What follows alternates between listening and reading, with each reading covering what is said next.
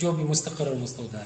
بسم اللہ الرحمن الرحیم، الحمد للہ رب العالمین والعاقبۃ للمتقین والصلاۃ والسلام علی رسول خیر خلقہ محمد وعلی آلہ وصحبہ اجمعین، اما بعد، اعوذ باللہ من الشیطان الرجیم، بسم اللہ الرحمن الرحیم۔ یا ایھا الذین آمنوا اتقوا اللہ وآمنوا برسولہ یؤتکم کفلین من رحمتہ ویجعل لکم نورا تمشون بہ ویغفر لکم واللہ غفور رحیم۔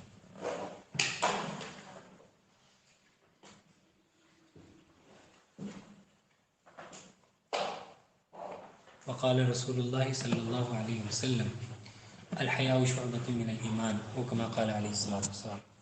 ہم اس سے پہلے جو گفتگو کر چکے ہیں، تھوڑا سا اس کی طرف میں اشارہ کرنا چاہوں گا تاکہ پچھلی بات کو ہم مربوط کر سکیں اگلی بات کے ساتھ۔ اس سے پہلے ہم نے جو بات کی تھی اس کے اندر یہ گزارش کی تھی کہ ایک حیا کا تصور ہمارا ہے اور ایک حیا کا تصور شریعت اسلامیہ کا ہے، اور آپ علیہ الصلوۃ والسلام نے اپنی حدیث میں اس حیا کے تصور کو مثالوں کے ذریعے اور دو روایتوں کے ساتھ، خاص طور پر میں نے آپ کے سامنے ترمذی کی روایت کا بھی ذکر کیا تھا اور مسند احمد کی روایت کا بھی ذکر کیا تھا۔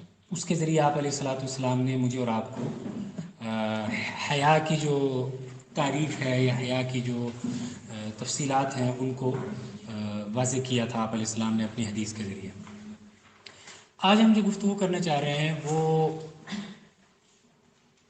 زیادہ تر تو ہے سورہ نور کے تناظر میں، کہ سورہ نور کے بارے میں اور آپ جانتے ہیں کہ قرآن کریم کے وہ چند مقامات جہاں پر حیا کو موضوع بحث بنایا گیا ہے اور جہاں عفت کو، پاک دامنی کو، چیسٹٹی کو، موڈیسٹی کو موضوع بحث بنایا گیا ہے، وہ 3-4 بڑے جو مقامات ہیں سورہ نور ان میں سے ایک ہے۔ اس کے علاوہ آپ جانتے ہیں کہ سورہ حجرات میں تھوڑا سا آپ کو ذکر مل جاتا ہے اس کا، سورہ مومنون کی ابتدائی آیتوں میں آپ کو ذکر مل جاتا ہے، اور جب ہم سورہ نور پہ بات کریں گے تو اس پہ پھر بات بھی کر لیں گے آج ہی انشاءاللہ کہ ان دونوں کا آپس میں ریلیونسی کیا ہے ان کے آپس میں۔ سورہ نور سے آغاز کرنے سے پہلے ایک چیز جس کی طرف پچھلی گفتگو میں بھی بات ہوئی تھی، تھوڑا سا اس پر بات کر کے پھر ہم آگے چلتے ہیں، کہ ہم نے یہ کہا تھا کہ آپ علیہ السلام نے فرمایا کہ زینت چھوڑ دے گا وہ، من اراد الآخرۃ ترک زینت دنیا۔ دیکھیے، چھوڑ دینے کے 2 طریقے ہوتے ہیں۔ ایٹ ٹائمز چھوڑ دینا اس طرح بھی ہوتا ہے کہ آپ کسی چیز کو بالکل ہی چھوڑ دیتے ہیں، اور ایٹ ٹائمز چھوڑ دینے کا طریقہ یہ ہوتا ہے کہ آپ اس کام کو تو کرتے ہیں لیکن اس کا جو ڈائمنشن ہے اس کو تھوڑا سا چینج کر دیتے ہیں۔ اس ڈائمنشن کے چینج کرنے سے بھی وہ چیز ایک طرح کی کیا ہو جاتی ہے، چھوٹ ہی جاتی ہے۔ یہ بہت حساس سی بات ہے اور بڑی مزے کی بات ہے، بڑی دلچسپ بات ہے۔ مولانا اشرف علی تھانوی صاحب رحمہ اللہ نے بہت واضح طور پر ایک جگہ پر اور متعدد جگہوں پر اپنے ملفوظات میں پہلے بھی عرض کر چکا ہوں، 30 جلدوں میں ان کے ملفوظات ہیں اور 31 جلدوں میں غالباً ان کے خطبات ہیں، اور مجھے وہ دیکھنے کا موقع الحمدللہ بہت ملتا رہا اور ملتا رہتا ہے۔ انہوں نے ایک جگہ یہ بات فرمائی ہے اور میں سمجھتا ہوں کہ یہ گویا انہوں نے شریعت اسلامیہ کا جو مزاج ہے اس مزاج کی کر دی ہے، کا اظہار کر دیا۔ انہوں نے فرمایا کہ شریعت جو ہے وہ ازالہ نہیں چاہتی، شریعت ازالہ نہیں چاہتی بلکہ شریعت امالہ چاہتی ہے۔ ان کے ہاں الفاظ کے ساتھ بہت خوبصورتی کے ساتھ الفاظ کو استعمال کرنے کا ہمیں مزاج ملتا ہے، ایک ہی وزن کے الفاظ۔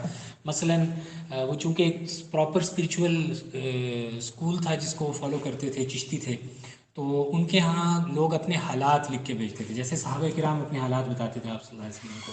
اور یہ حالات بتانا ویسے تو اچھی بات نہیں، آدمی کو اپنے تک رکھنا چاہیے، لیکن جو آپ کا شیخ ہے، بڑا ہے، وہ اس چیز سے گزرا ہوا ہے، جب آپ اسے بتاتے ہیں تو آپ کی رہنمائی اور تربیت کرتا ہے۔ مجھے اس کے بارے میں کوئی دلیل نہیں مل رہی تھی، پچھلی دفعہ آپ میں سے کسی نے سوال کیا تو مجھے یہ خیال ہوا کہ اس کی کیا دلیل ہو سکتی ہے۔ پھر اللہ پاک نے فضل فرمایا کہ عین اس کلاس کے بعد اگلے ہفتے کو جب میں نے حدیث شریف پڑھائی مدرسے میں تو مجھے اس کی ایک دلیل بھی بڑی اچھی مل گئی۔ حضرت ابو ہریرہ رضی اللہ عنہ کی روایت ہے، وہ دلیل یہ ملی کہ حضرت ابو ہریرہ رضی اللہ عنہ نماز پڑھ رہے تھے اور بڑے خشوع و خضوع کے ساتھ نماز پڑھ رہے تھے۔ اچانک حضرت ابو ہریرہ جس جگہ نماز پڑھ رہے تھے وہاں ایک صاحب تشریف لے آئے، اور ظاہر ہے کہ ان کے آنے سے ایک ہیومن انکلوڈ کیا ہے کہ ایک انسان آیا ہے تو اس کے آنے سے ظاہر ہے کیفیت میں تبدیلی تو آئی ہوگی، یہ خیال آیا ہوگا کہ اس وقت میں جب یہ آیا اور یہ مجھے دیکھ رہا ہے کہ میں تہجد پڑھ رہا ہوں یا میں عبادت کر رہا ہوں، تو ایک ہلکا سا خیال حضرت ابو ہریرہ کے ذہن سے گزرا کہ اس نے مجھے عبادت کرتے دیکھا ہے، تو اس کیفیت کو میں کیا نام دوں؟ حضرت ابو ہریرہ کو خیال آیا، آپ علیہ السلام کی خدمت میں حاضر ہوئے اگلے دن اور یہ عرض کی کہ اللہ کے رسول، میں نماز پڑھ رہا تھا اور بہت خوش تھا کہ میں نماز پڑھ رہا ہوں، اور اس نماز کے دوران میرا خشوع و خضوع بھی بہت زیادہ تھا، لیکن اچانک ایک شخص آ گیا تو اس کے آنے سے ظاہر ہے کہ میری اسپرچول فیلنگز میں کچھ ویریشن آئی ہے، اور ظاہر ہے کہ اس کے بہت سارے امکانات ہیں۔ ایک امکان یہ ہے کہ یہ خیال آیا ہو کہ یار دیکھو میں نماز پڑھ رہا ہوں اور یہ مجھے دیکھ رہا ہے، کتنی اچھی بات ہے، یا ہو سکتا ہے میں نے اپنی خشوع کے اندر تھوڑا سا اضافہ کیا ہو۔ تو یہ ایک اسپرچول مسئلہ تھا کہ نہیں تھا نا؟ دیکھیے کتنا میٹا فزیکل اسپرچول مسئلہ ہے، آپ علیہ السلام کی خدمت میں پیش کیا۔ آپ علیہ السلام نے اس کے بارے میں بہت خوبصورت بات فرمائی، آپ نے فرمایا کہ تمہیں پوشیدہ عبادت کرنے کا بھی ثواب مل گیا اور اعلانیہ عبادت کرنے کا بھی ثواب مل گیا، کہ تم پہلے پوشیدہ عبادت کر رہے تھے تو پوشیدہ عبادت کرنے کا بھی تمہیں ثواب مل گیا اور اعلانیہ عبادت کرنے کا بھی ثواب مل گیا۔ تو جو بعد میں مولانا تھانوی کے بعد، تو ان کے ہاں بہت خوبصورت الفاظ ملتے ہیں آپ کو، اور وہ بہت ڈیپلی دیکھتے ہیں چیزوں کو جب ان کو کوئی خط لکھتا ہے۔ تو مثال دے کر پھر آگے چلتے ہیں اپنی بات کی طرف۔ ان کی کتاب ہے جس میں ان کے جتنے بھی لوگ تھے جن سے وابستہ تھے، بڑے بڑے علماء، مفتی محمد تقی عثمانی کے والد مفتی محمد شفیع عثمانی اور بڑے بڑے علماء، ان میں سے کئی لوگوں کی مجھے زیارت کرنے کی سعادت حاصل ہوئی، الحمدللہ خدمت کرنے کی سعادت حاصل ہوئی۔ جو مولانا تھانوی کے خلفاء میں سے ایک بہت بڑے خلیفہ ہمارے ہاں اسلام آباد میں تھے انتقال فرما کے، نواب عشرت علی خان قیصر رحمۃ اللہ علیہ، یہ کوثار مارکیٹ کی جو مسجد ہے اس کے اندر وہ نماز پڑھا کرتے تھے۔ مجھے 2 رمضان فجر کی نماز ان کے ساتھ پڑھنے کا موقع ملا ہے، میں سحری کھا کر ان کے پیچھے نماز پڑھتا تھا اور رات کو تراویح میں بھی پہنچ جاتا تھا ان کے پیچھے، اور حضرت ضعیف ہو گئے تھے، 96 کے قریب عمر ہو گئی تھی اس وقت، تو ان کو گاڑی سے نکالنا اور پھر لے کر آنا، یہ سعادت بھی ملتی رہی کبھی کبھار۔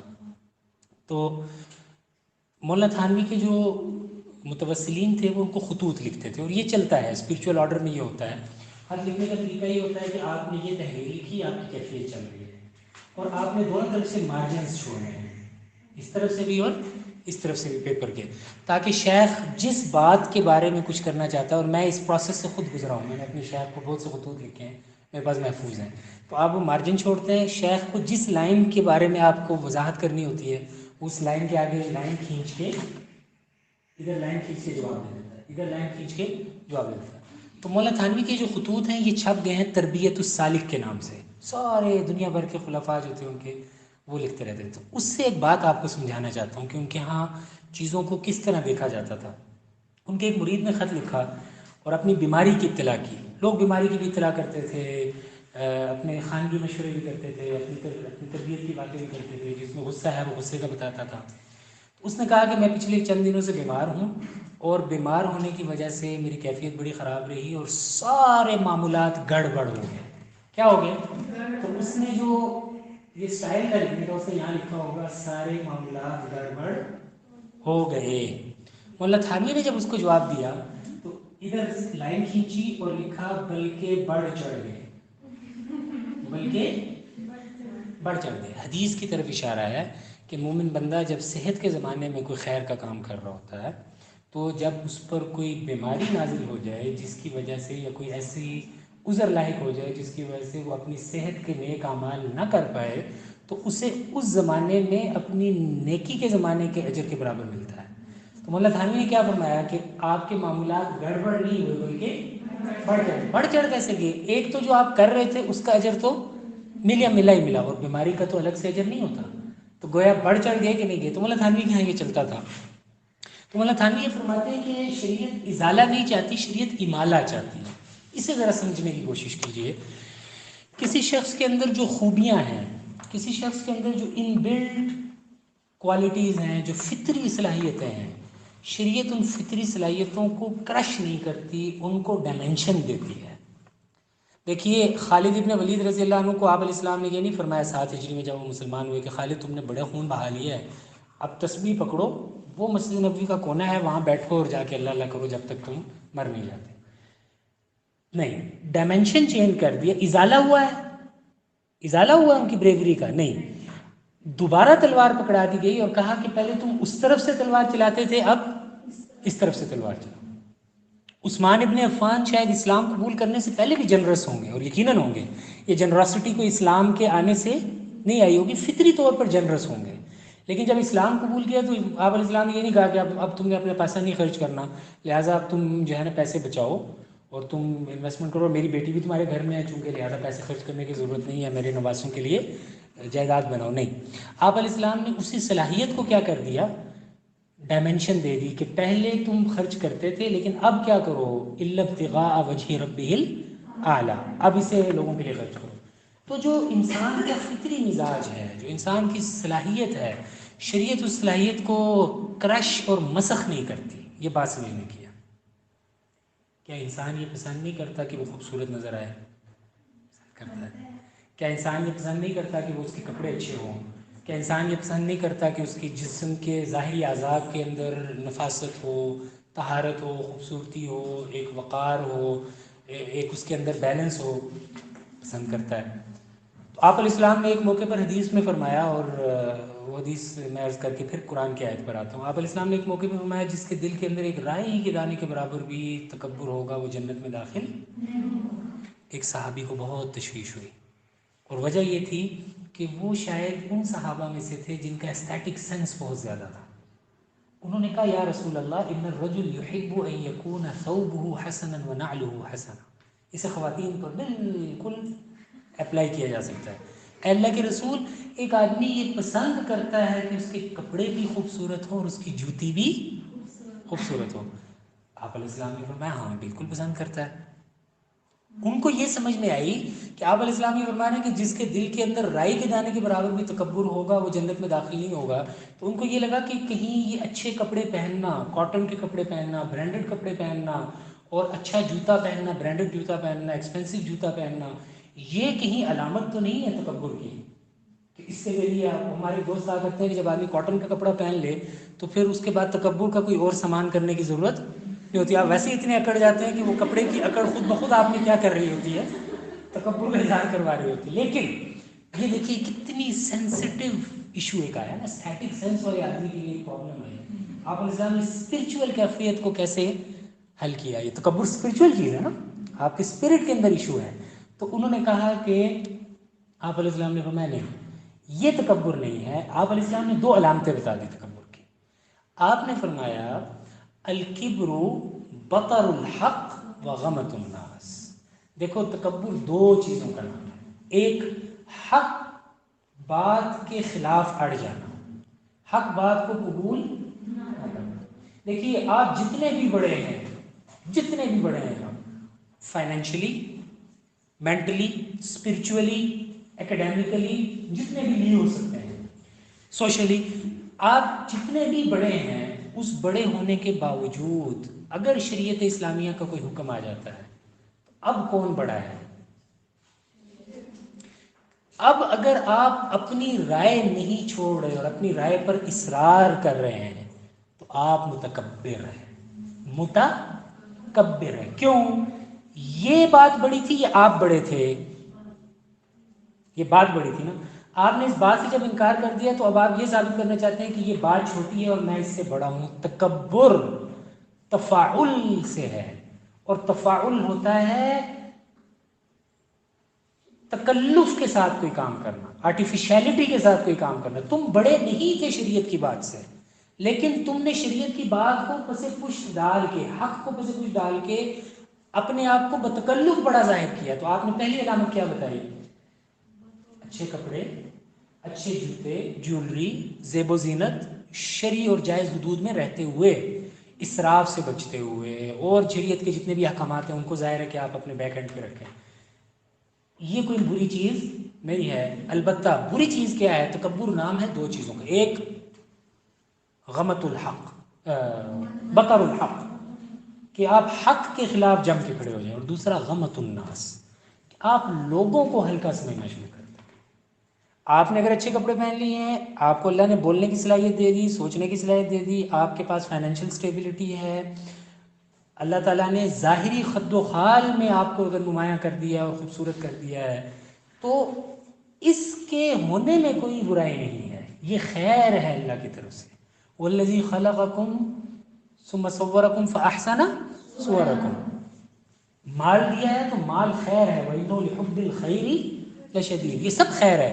ہاں یہ خیر اس وقت شر بن جاتی ہے جب یہ خیر حق بات سے کیا بن جائے، مانے بن جائے، بطر الحق، یا اپنے سے نیچے والوں کو انفیریئر سمجھنے پر آپ کو مائل کرتے ہیں.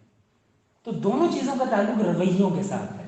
آپ نے یہ سمجھایا کہ ظاہری طور پر آپ نے اونی کپڑے پہنے ہوئے ہیں اور آپ کے کپڑوں کے اوپر گند اور غبار لگا ہوا ہے اور آپ ایسے لگتا ہے کہ بڑے فنا فی اللہ ہیں اور آپ کو ہر وقت اللہ کا قرب حاصل ہے، آپ نے تسبیح بھی بہت بڑی پکڑی ہوئی ہے اور آپ نے پگڑی بھی 10 گز کی باندھی ہوئی ہے اور آپ کی شلوار بھی نصف منڈلی کے اوپر ہے، لیکن آپ کو کسی نے کہا کہ مولانا یہ جو آپ نے بات کی ہے حدیث کے اندر آتا ہے یہ بات ایسی نہیں ایسے، آپ نے کہا نہیں ہمیں تم سے زیادہ نہیں پتہ تو یہ تمہیں ہم سے زیادہ پتہ ہے. نہیں، اب آپ متکبر ہیں.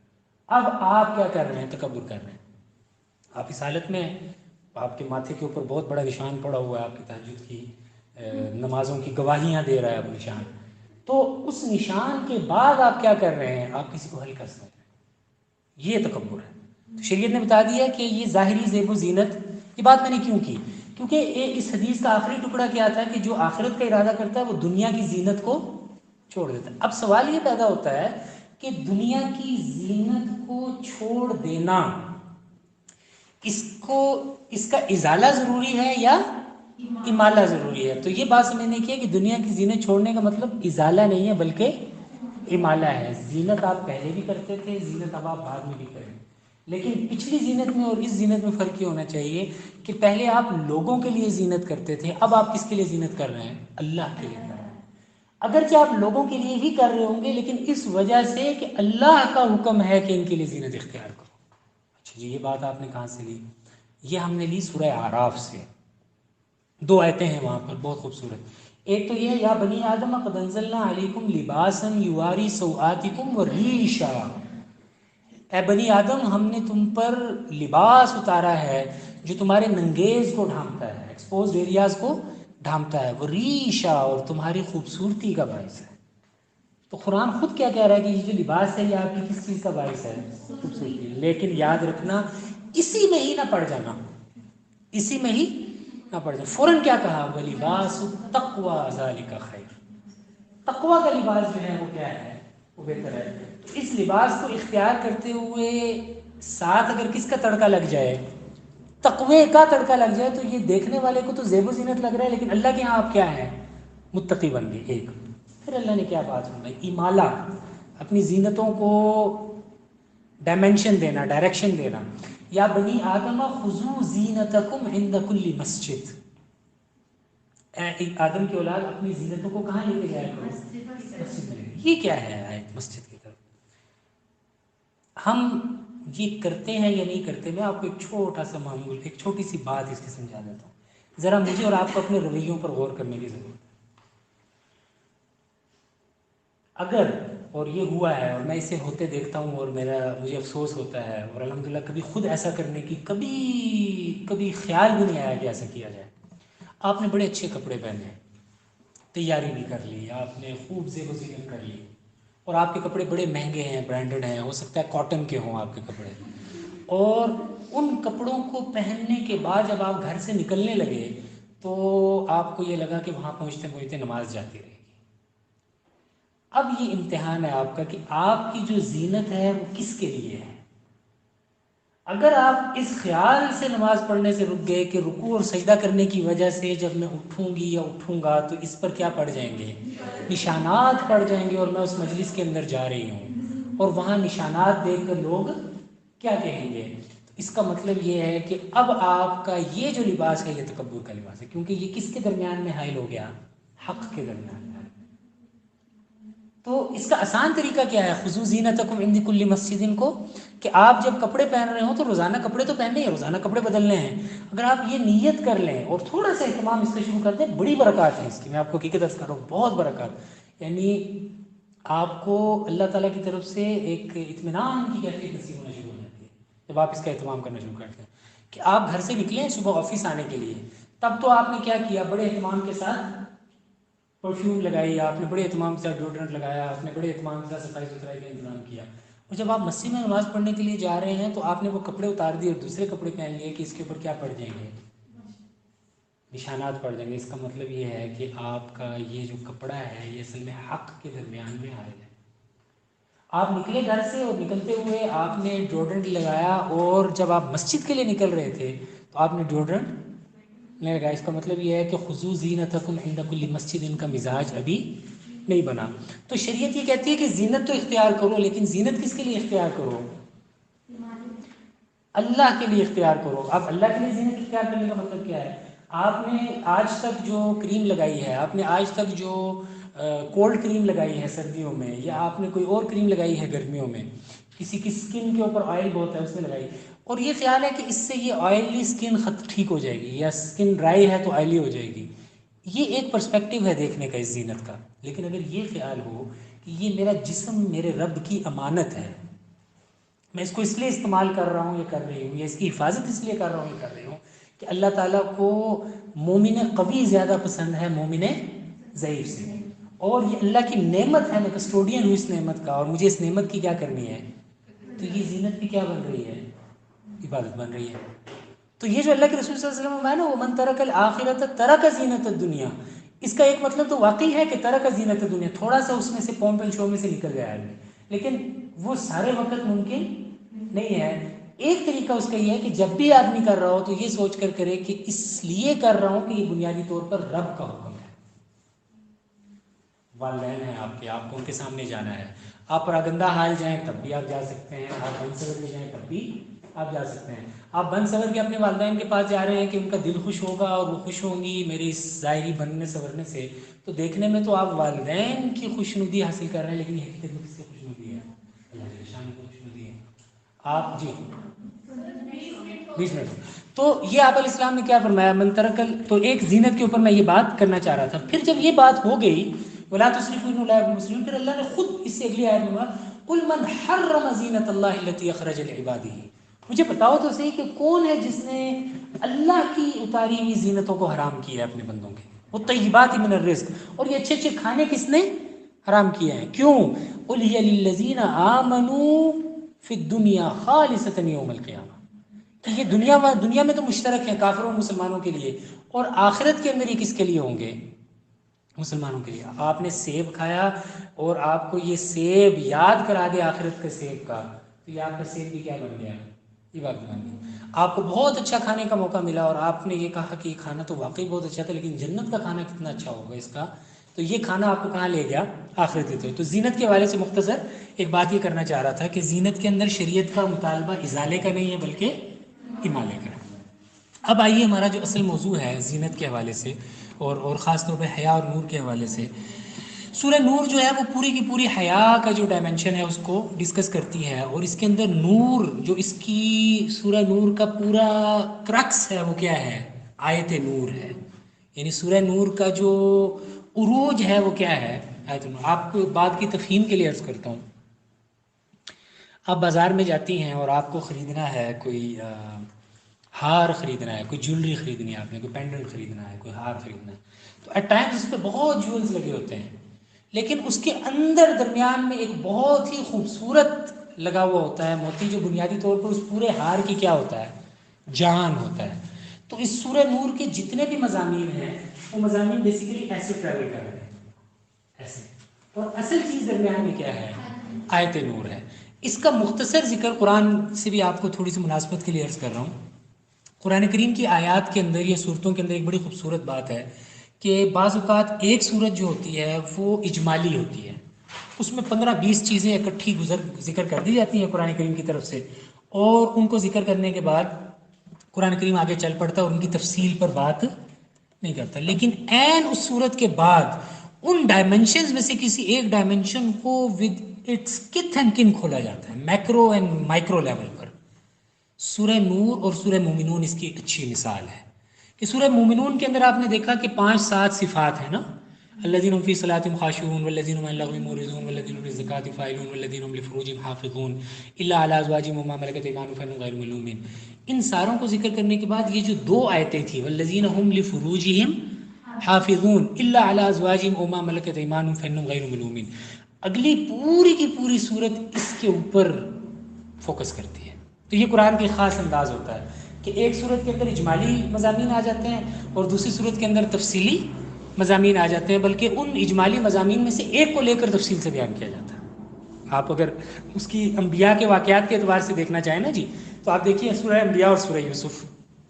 سورہ انبیاء کے اندر نبی ایسے جا رہے ہیں ایسی سپیڈ کے ساتھ کہ آدمی کہتا ہے کہ یار یہ ہو کیا رہا ہے. اور بھی کئی صورتیں ہیں، مثلا میں آپ کے سامنے ایک آیت تلاوت کرتا ہوں، آپ خود دیکھیے کہ 3-4 آیتوں میں کتنے نبی آ گئے. وَوَهَبْنَا لَهُ إِسْحَاقَ وَيَعْقُوبَ وَمِنْ ذُرِّيَّتِهِ دَاوُودَ وَسُلَيْمَانَ وَأَيُّوبَ وَيُوسُفَ وَمُوسَى وَهَارُونَ وَزَكَرِيَّا وَيَحْيَىٰ وَعِيسَىٰ وَإِلْيَاسَ وَإِسْمَاعِيلَ وَالْيَسَعَ وَيُونُسَ وَلُوط. 16 نبیوں کا 4 آیتوں میں ذکر ہو گیا. ان میں سے ایک کون ہے؟ یوسف. اور پھر اس یوسف کے اوپر کیا ہو رہی ہے؟ پوری آیت. ان میں سے ایک ابراہیم، اور ابراہیم کے اوپر پھر پوری کیا آ رہی ہے؟ صورت آ رہی ہے. تو یہ قرآن کریم کا ایک خاص انداز ہے. تو سورہ نور کے اندر ہمیں بہت ساری تعلیمات ملتی ہیں، اور دلچسپ بات یہ ہے کہ اگر آپ اس پرسپیکٹو سے اس صورت کو پڑھنا شروع کر دیں اور اس پر غور کرنا شروع کر دیں کہ ہر حکم جو بیان کیا جا رہا ہے اس حکم میں بنیادی طور پر آپ کو پہنچانا کہاں پر ہے؟ حیا کی طرف پہنچانا ہے اور اللہ کے نور کی طرف پہنچانا ہے. اصل پہنچانا کہاں پر ہے؟ نور پر، اللہ کے نور تک پہنچانا. اور پھر میں بہت ساری آیتیں بھی آپ کو عرض کروں گا قرآن میں جو صرف نور کے اوپر بات کرتی ہیں. اصل پہنچنے کی جگہ کیا ہے؟ نور ہے. لیکن اس نور تک پہنچنا ممکن نہیں ہوگا بغیر کس کے؟ حیا کے. یہ حیا آپ کو کہاں تک پہنچائے گی؟ نور تک پہنچائے گی. یہ خلاصہ ہے پوری سورہ نور کا. اب آپ دیکھیے یہ خلاصہ کیسے ہے. سورہ شروع ہوتی ہے، اس کے شروع ہوتے ساتھ ہی سب سے پہلی چیز جو آتی ہے وہ کیا آتی ہے؟ سورۃ انزلناها وفرضناها. اور پھر آتا ہے الزانیۃ والزانی فاجلدوا کل واحد. علماء نے، مفسرین نے اس پر بات کی ہے کہ چوری کی جب بات کی گئی تو کہا السارق والسارقۃ، چور اور چورنی ان دونوں کا ہاتھ کاٹ دو، فاقطعوا ایدیہما. لیکن جب زنا کی بات ہوئی تو وہاں کیا بات کی؟ الزانیۃ والزانی. انہوں نے کہا یہ دونوں جگہ پر ایک جگہ مرد کو مقدم رکھا، دوسری جگہ خاتون کو مقدم رکھا، اس کی کوئی حکمت ہے. اور پھر مفسرین نے اس کی حکمت یہ ذکر کی ہے کہ چوری ویسے ہی بڑی بری چیز ہے، لیکن مرد چوری کرے جس کے پاس سسٹیننس کے وسائل عورتوں سے زیادہ ہوتے ہیں. ہم اس کو مانیں یا نہ مانیں، یورپ میں ہم اسے کہیں کہ نہیں جی برابر ہوتے ہیں، لیکن ظاہر ہے کہ جو مرد ہونے کا ایسپیکٹ ہے اس کی وجہ سے وہ سسٹیننس کے وسائل اس کے پاس زیادہ. تو قرآن نے کہا کہ مرد ہو اور چوری کرے، لہٰذا چوری ویسے ہی بڑی بری چیز ہے، لیکن مرد کا چوری کرنا عورت کے چوری کرنے سے کیا ہے؟ برا ہے. تو کیا کہا؟ السارق والسارقۃ. لیکن جب یہ معاملہ آیا غیر اخلاقی معاملات کا، زنا کا معاملہ آیا، تو قرآن کریم نے ترتیب کو الٹا دیا کہ یہ فعل ویسے ہی بڑا برا ہے، اگر مرد کرے تب بھی بہت برا ہے. لیکن عورہ وہ جس کا معنی ہی کیا ہے؟ پوشیدگی. عورہ کا معنی کیا ہے اصل میں؟ تو ننگیز، یعنی وہ چیز جس کے اوپر کیا رہنی چاہیے؟ ستر رہنا چاہیے. اس سے اس طرح کا کوئی اقدام جو ہے یہ تو بہت ہی برا ہے. لہٰذا یہاں پر کس کو مقدم کر دیا؟ خاتون کو. الزانیۃ والزانی. اچھا جی یہ آیتیں چل رہی ہیں، اب مسلسل چلتی چلی جا رہی ہیں، اس میں احکام آ رہے ہیں. یہ سارے احکام کس چیز کے آ رہے ہیں؟ زنا کے آ رہے ہیں نا. اب اس زنا کے احکام کے اندر اگر وہ یوں کرے تو یوں ہوگا، اگر وہ شادی شدہ ہیں تو رجم کر دو، اگر وہ غیر شادی شدہ ہیں تو کوڑے مارو. پھر اس ایکٹیویٹی کا معاشرے کے اندر ذکر کرنے والا کہ فلاں کو فلاں کے ساتھ دیکھا ہے یا فلاں کو ہم نے ملوث پایا ہے اس ایکٹیویٹی کے اندر، اگر تو وہ سچا ہے تب ان کو مارو تاکہ سوسائٹی کو تربیت ہو. اور اگر وہ جھوٹا الزام لگا رہا ہے کسی چیز اسٹورر کے اوپر تو اس کو مارو، اس لیے کہ وہ سوسائٹی کے اندر کیا کر رہا ہے؟ برائی کی تشہیر کر رہا ہے. ان الذین یحبون ان تشیع الفاحشۃ فی الذین آمنوا لهم عذاب علیم فی الدنیا والآخرہ. یہ خلاصہ ہو گیا زنا کے بارے میں. ہلکی پھلکی باتیں آپ علیہ السلام نے کر دی، 5 منٹ میں بات کر کے پھر ختم کرتے ہیں. یہ باتیں جب آپ علیہ السلام قرآن کریم نے بیان کر دی تو اب ان کو ذرا الیبریٹ کرنے کی ضرورت تھی، اور یہ بتانے کی ضرورت تھی کہ یہ جو حیا کا ایلیمنٹ ہے جو اصل میں آپ کو کہاں تک لے جائے گا؟ نور تک لے جائے گا اللہ جل شانہ کی.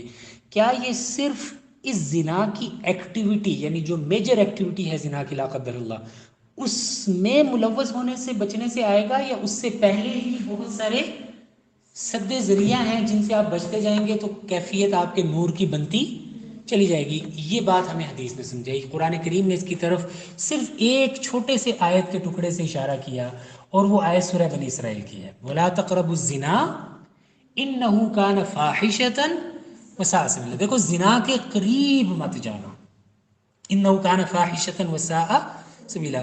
آپ علیہ الصلوۃ والسلام نے جب اس کی وضاحت کرنے کا ارادہ کیا تو بخاری شریف کی روایت آپ کے سامنے عرض کرتا ہوں، جسے حضرت ابن عباس رضی اللہ تعالیٰ عنہ نے، اب ذرا ابن عباس کو ذہن میں رکھیے، یہ کون ہے؟ مفسر قرآن ہے بیسیکلی۔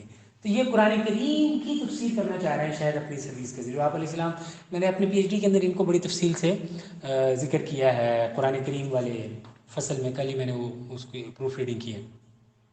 حضرت ابن عباس رضی اللہ تعالیٰ عنہ کہتے ہیں ایک موقع پر آپ علیہ السلام نے فرمایا کہ ابو ہریرہ سے یہ روایت کرتے ہیں کہ ان اللہ کتم علی ابن آدم حظہ من الزنا، اللہ جل شانہ نے ابن آدم پر اس کے زنا کے حصے کو کیا کر دیا ہے؟ لکھ دیا ہے۔ یہ اس میں پڑھ کر رہے گا، جتنا جتنا حصہ جس جس کا لکھ دیا اللہ تعالیٰ نے اس میں یہ پڑھ کر رہے گا۔ صحابہ کو اس سے بڑی تشویش ہوئی، ادرک ذلک لا محالہ، یہ لا محالہ اس تک پہنچ کر رہے گا۔ اب صحابہ نے یہ کہا یہ کیسے ہو سکتا ہے؟ ہم اللہ کے نبی صلی اللہ علیہ وسلم کی صحبت میں رہتے ہیں اور ہم آپ علیہ الصلوۃ والسلام کی صحبت میں رہتے ہوئے زنا میں مبتلا ہو جائیں گے تو ممکن؟ لیکن جب آپ نے اگلی بات فرمائی تو صحابہ کو بات سمجھ میں آ گئی۔ آپ نے فرمایا فَزِنَ الْعَيْنِ النَّظَرُ، آنکھ کا زنا کیا ہے؟ دیکھنا ہے۔ آنکھ کا زنا کیا ہے؟ دیکھنا ہے۔ تو گویا آپ علیہ الصلوۃ والسلام آپ کو بنیادی طور پر کس کی تربیت اب کر رہے ہیں؟ سد الذریعہ کی تربیت کر رہے ہیں، کہ آپ یہ بتا رہے ہیں کہ دیکھو بعض اوقات بڑی چیز سے بچنے کے لیے چھوٹی چیزوں سے ہی اپنے آپ کو کیا کر لیا جاتا ہے۔ اس پر ایک شعر آپ کو سناتا ہوں بڑا دلچسپ، وہ ان شعروں میں سے ہے جو ایک چیز دوسرے چیز کی طرف لے کے جاتی ہے۔ وہ شاعر کہتا ہے کہ مگس کو باغ میں جانے نہ دیجیو، ناحق خون پروانے کا ہوگا۔ شہد کی مکھی کو باغ میں نہ جانے دینا، پروانہ مارا جائے گا۔ اب میں آپ سے پوچھتا ہوں یہ کیا بات ہے؟ شہد کی مکھی باغ میں جائے گی تو شہادت کس کی ہو جائے گی؟ پروانے کی۔ یہ کیا ہے؟ یہ سد ذریعہ ہے۔ وہ کہتا ہے شہد کی مکھی باغ میں جائے گی، پھول پہ بیٹھے گی، پھول سے رس نکالے گی، چھتا بنائے گی، چھتا بنائے گی شہد کا، کوئی شہد کی تلاش میں آئے گا، وہ نیچے آگ سلگائے گا، شہد نکالے گا، چھتا خالی رہ جائے گا۔ اس چھتے سے بنے گی موم، اس موم کو کوئی استعمال کر کے موم بتی بنائے گا، اس موم بتی کے اوپر جب کوئی آگ لگائے گا تو اس کے نتیجے میں پروانے اس کے ارد گرد گھومیں گے۔ جب پروانے اس کے ارد گرد گھومیں گے، آپ میں سے کسی نے اگر بچپن میں، مجھے موقع ملا جب میں پاکستان میں آیا تھا 93-94 میں، تو اس زمانے میں جب لوڈ شیڈنگ جاتی تو ہماری دادی اماں لالٹین جلایا کرتی تھی۔ کسی کو ایکسپیرینس ہے لالٹین؟ اس لالٹین کے اندر ایک شیشہ ہوتا تھا، تو میں نے ایک دن دادو سے پوچھا کہ دادو یہ شیشہ کیوں لگاتے ہیں اس میں؟ تو انہوں نے مجھے کہا کہ پتر ایک تو ادھر روشنی زیادہ ہوندی، دوا پتنگے نہیں مردے، دوا پتنگے نہیں مردے، کہ ایک تو روشنی ریفلیکٹ ہوتی ہے اس سے، اور دوسرا جو پتنگا آپ نے دیکھو وہ آگ اس کے شیشے پہ لگتے ہیں، وہ اصل میں آگ کے اندر جلنا چاہ رہے ہوتے ہیں۔ اور حدیث میں آپ علیہ السلام نے اس لیے پتنگوں کی مثال دی، اگر آپ غور کریں وہ جو مثال ہے آپ کی کہ تم پتنگوں کی طرح کیا ہے آگ میں گرنا چاہ رہے ہو، میں تمہیں یہاں سے پیچھے سے پکڑ پکڑ کے ہٹا رہا ہوں۔ تو وہ کیا ہے کہ مگز کو باغ میں جانے نہ دیجیو، ناحق خون پروانے کا ہوگا۔ شہد کی مکھی باغ میں جائے گی، چھتا بنائے گی، چھتے سے شہد نکلے گا، شہد لوگ لے جائیں گے، موم سے موم بتی بنے گی، موم بتی کوئی جلائے گا، پروانہ آئے گا، جب پروانہ آئے گا تو وہ آگ کے اندر جلے گا اور مارا جائے گا۔ تو نہ شہد کی مکھی باغ میں جائے اور نہ پروانے کی جان۔ شریعت آپ کو ایسے بچانا چاہتی ہے کہ وہ جو بڑا فعل ہے، جو بہت بڑا فعل ہے، جو کبائر میں سے ہے، اس کبائر میں آدمی خود ایک دم ہی نہیں چلا جاتا، اور اس کبائر سے آدمی ایک دم ہی نہیں بچ سکتا، نہیں، بہت سارے راستے میں فیزز آتے ہیں، آپ ان فیزز کو سینسبلی آبزرو کرنا شروع کریں تو آپ اس بڑے ڈچ سے بچ جاتے ہیں، اور آپ ان فیزز کو اوور لک کرنا شروع کر دیں تو آپ اس ڈچ میں جا کر گر جاتے ہیں۔ ہم نے دیکھا، میں نے اور آپ نے، ٹول پلازاز جب قریب آتے ہیں، ٹول پلازاز جب قریب آتے ہیں تو 500 میٹر 700 میٹرز پہ کیا لگنی شروع ہو جاتی ہیں؟ کیٹ آئیز لگائی ہوتی ہیں انہوں نے۔ وہ کیٹ آئیز کیوں لگائی ہوتی ہے؟ کیونکہ وہ چاہتے ہیں کہ ٹول پلازا تک پہنچتے پہنچتے آپ کی رفتار کیا ہو جائے؟ کم ہو جائے، اور اگر کوئی احمق جو ہے وہ کیا کرے، وہ ان کیٹ ہاؤس کو نگلیکٹ کر دے، وہ کہ میں 80 پہ جا رہا ہوں، میں 80 پر ہی جاتا رہوں گا، تو لا محالہ وہ جو ٹول پلازا کا بیریئر لگا ہوا ہے اس سے وہ ٹکرائے گا، اس کی ونڈ اسکرین بھی جائے گی اور اس کے سر کے اوپر بھی ہو سکتا ہے چوٹ آ جائے۔ تو یہ جو شریعت کے احکام ہیں، یہ جو آپ علیہ السلام فرما رہے ہیں فالعین زناہما النظر، آنکھ کا زنا کیا ہے؟ دیکھنا ہے، والاذنان زناہما الاستماع، والرجل زناہ المشی، والید زناہ البطش، حدیث میں آتا ہے کہ آنکھ کا زنا کیا ہے؟ دیکھنا ہے، آپ دیکھیں گے خیال بنے گا، خیال بنے گا سننا چاہیں گے، سننا چاہیں گے تو بات کریں گے، بات کریں گے تو چلیں گے، چلیں گے تو ہاتھ استعمال ہوگا، and ultimately you will be there. تو شریعت نے یہ نہیں کہا، کتنا احسان ہے شریعت کا کہ شریعت اگر ہمیں صرف یہ کہہ دیتی کہ زنا سے بچو اور ہمیں یہ راستہ نہ سمجھاتی کہ دیکھو یہ سارے راستے کہاں لے کے جاتے، تو ہم کیا کر سکتے تھے؟ لیکن اللہ کی رحمت اور اس کے حبیب صلی اللہ علیہ وسلم کی رحمت ہے کہ بڑی چیز سے بھی بچایا اور ان راستوں سے بھی بچا دیا جو راستے کیا کر رہے ہیں، نور کا سوال یہاں پر کر کے بات ختم کرتے ہیں، ادھر سی بات چلائیں گے۔ اگر یہ چیزیں آنکھ سے دیکھا مبتلا ہو گیا، کان سے سنا مبتلا ہو گیا، بات کر کے مبتلا ہو گیا، ہاتھ سے مبتلا ہو گیا، پاؤں سے مبتلا ہو گیا، خدا نخواستہ بڑے اقدام تک پہنچ گیا، ان ساروں کے نتیجے میں نحوست ہے یا نہیں، گناہ ہے یا نہیں؟ تو اگر ان کو نہیں کرے گا تو کیا حاصل ہوگا؟ اللہ کی معرفت حاصل ہوگی۔ جیسے یہ سارے اعضاء اور جوارے شیطان تک لے کر جاتے ہیں، ایسے ہی یہی اعضاء و جوارے اللہ کی معرفت تک لے کے جاتے ہیں، اور اللہ کی معرفت میں سے سب سے بڑی چیز کیا ہے؟ اللہ کا نور ہے۔